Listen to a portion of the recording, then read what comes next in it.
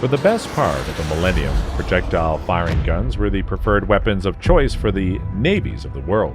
They progressed over the centuries from small, short-range, muzzle-loading, smooth-bore cannon that were mounted on simple wooden carts in order to take the recoil from when they were fired, to huge multi-barreled breech-loading guns that were mounted on steel turrets that could swivel 360 degrees and fire rounds weighing thousands of pounds over tens of miles. By the end of World War II, battleships had fallen totally out of fashion. Instead, the major navies of the world concentrated on developing aircraft carriers and submarines and how to counter them. Also, both the United States of America and the Soviet Union had successfully developed by the early 1960s a large number of intercontinental nuclear ballistic missile systems, capable of carrying nuclear warheads over vast distances. As the 1960s progressed, the two opposing superpowers relied upon frigates, destroyers, and cruisers armed with conventional guns, but with increasingly sophisticated radars and sonars. Then, all this was to change in 1967, for in the summer of that year, Israel had defeated the combined might of the armed forces of Egypt, Syria, Jordan, Iraq, Saudi Arabia, Kuwait, and Lebanon in a very short and bloody conflict known as the Six-Day War. Then, on the 21st of October 1967, an Israeli destroyer called the INS Elliott was in international waters off the Egyptian coastline. Tensions were high in the area as the Israelis and Egyptians were engaged in hostile actions towards one another, when suddenly and without warning the Elliott was sunk by two Soviet anti-ship missiles fired by nearby Egyptian missile boats. The ease with which these missiles had sunk the destroyer both stunned and alarmed the Israelis, as well as their closest ally, the U.S. What had so shocked them was how a Soviet-designed 66-ton patrol boat with just a few allegedly very primitive missiles had so easily sunk the much larger and supposedly more superior 1,710-ton Israeli destroyer. Therefore, the U.S. Naval Command's current assumption that the Soviet anti-ship missile technology posed no real serious threat to them or their allies was totally wrong. They realized the missiles used in this attack were far from simple and unsophisticated flying bombs that U.S. intelligence had assured them to be. The missiles used by the Egyptians turned out to be the Soviet Styx anti-ship missile, but U.S. intelligence had not been concerned by this missile's appearance a few years before, nor were they worried that the Soviets had built thousands of them. The U.S. intelligence community truly believed that the Soviets only had the technical know-how to build a clumsy and ineffective type of anti-ship missile, completely ignoring that it weighed a massive 5,690 pounds, that was 19 feet long, had a range of about 25 miles, and had a top speed of just over 700 miles per hour, and its large warhead gave it the same explosive force of a battleship round. Though NATO did give it the rather impressive code name of Styx, who was the Greek goddess of the underworld river Styx and also the demon of hatred, neither had it worried U.S. intelligence, who had found out that the Chinese had purchased the design plans back in 1958. They had then developed the missile even further, developing their own versions to be carried on ships and another version to be used on coastal batteries. But surprisingly, had not been worried about the Chinese had developed a version that could also be carried on a heavy bomber. Their versions are often referred to as the Flying Dragons. The Chinese ended up selling them to North Korea, who went as far as manufacturing the missile locally. But the U.S. intelligence had dismissed the Chinese and North Korean versions as being nothing more than an inferior cheap knockoff of an already ineffective Soviet design. However, after the sinking of the Elliott, the U.S. and for that matter the major navies all over the world realized not only were the Soviets were way ahead in the field than everyone else, but there was now a realization that anti-ship missiles could well be the future of naval warfare. After the Elliott incident, the U.S. Navy frantically looked around for something that could be put into service as speedily as possible in order to counter the emerging Soviet anti-ship missile threat. Despite this urgency, it would be 10 years before the U.S. would have an advanced anti-ship missile that could truly compete on the world stage, and that would be the McDonnell Douglas Harpoon missile. This missile's development had quickly caught their attention shortly after the Elliott sinking in 1967. The Harpoon project had initially started 2 years before. Far back in 1965, this project aimed to produce a mid-sized missile with a decent range, with a very specific mission in mind, and that was to destroy surface Soviet intercontinental nuclear ballistic missiles armed submarines. Its code name was Harpoon. It was intended to have the ability to be fired almost the moment the U.S. vessel carrying it had a radar lock on the surface enemy submarine. This was at a time when the majority of the Soviet intercontinental nuclear ballistic missile armed submarines had to be on the surface before they could launch their long-range nuclear-tipped missiles, and even then, their firing process was not a quick one. During this time, they were highly vulnerable, and there was a short window of opportunity for the U.S. to destroy these normally very stealthy submarines. So the U.S. Navy figured out what was needed was a quick reaction and deadly anti-submarine missile, which could be easily installed in any size warship or plane that could then destroy these surface submarines. They felt they should have a reasonable sized warhead and be capable of a speed in the region of 600 miles per hour. But the project then dragged on for the next 2 years as its developers met numerous technological difficulties that they were slow to overcome.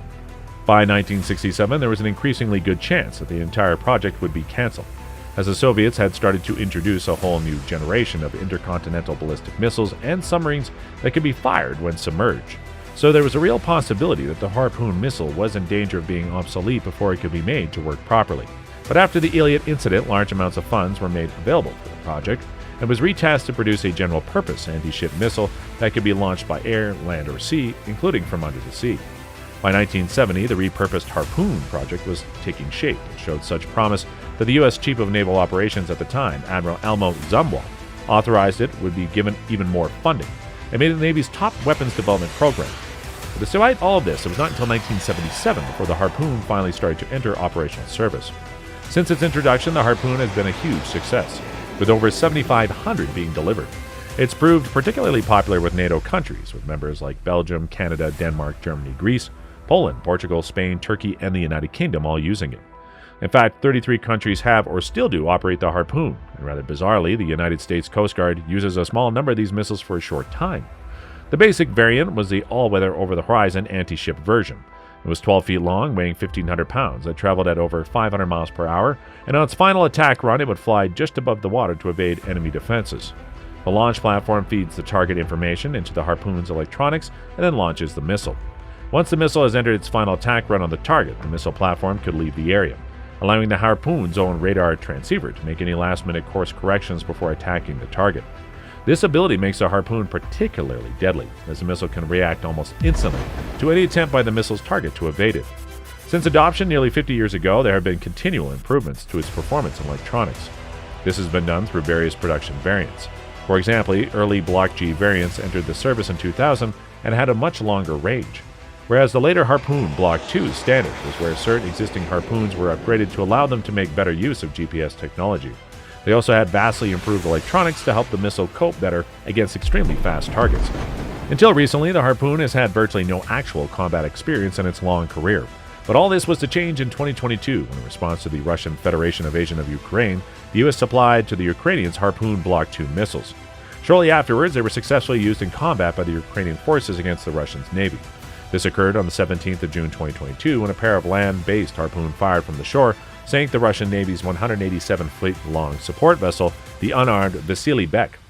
The ship was at the time transporting military personnel, weapons, and ammunition to resupply the Russian forces, who had just taken the Ukrainian strategically important Snake Island in the Black Sea. The combat use of this missile may now increase dramatically, as countries like NATO, member Denmark, have promised to supply the Ukrainian armed forces with Harpoons on flatbed trucks. But the Harpoon does not come cheap, with the latest version of the missile costing in the region of $1.5 million each. Therefore, this means conventional guns still have a real use in today's naval warfare. That's why it's the norm these days for most warships to have a mix of both guns and missile armament, with medium to large size ships normally having a single multi-purpose main gun in the 75 to 120 millimeter caliber range, mounted in a turret. They can be used against low-value targets and dispersed with the need to use a very expensive anti-shipping missile, whose use would make little financial or tactical sense. Also, conventional guns have the flexibility that they can be used against most targeted types, including aircrafts or land-based targets. Besides, it's hardly practical to fire a warning shot with a highly expensive anti-ship missile, when a relatively cheap conventional gun shot will do the job equally well. And there's the added bonus: once you run out of your very limited supply of anti-ship missiles, you can still fight on with your large stock of conventional gun rounds. The Harpoon missile is finally starting to come to the end of its long operational career that has already spanned 5 decades, but has now nearly exhausted its ability to be upgraded any further.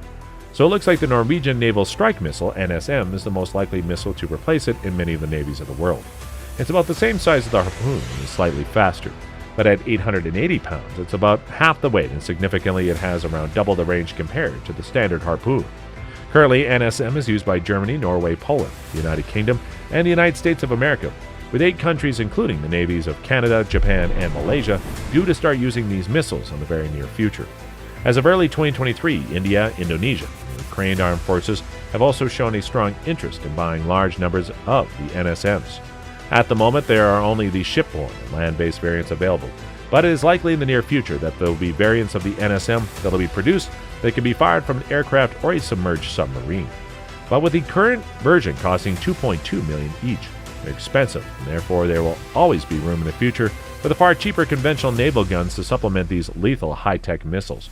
Though this is not to say the Harpoon will not be in service for many more years to come, as many will be refurbished and sold on to other smaller navies. Not bad for an anti-ship missile that first entered service back in 1977.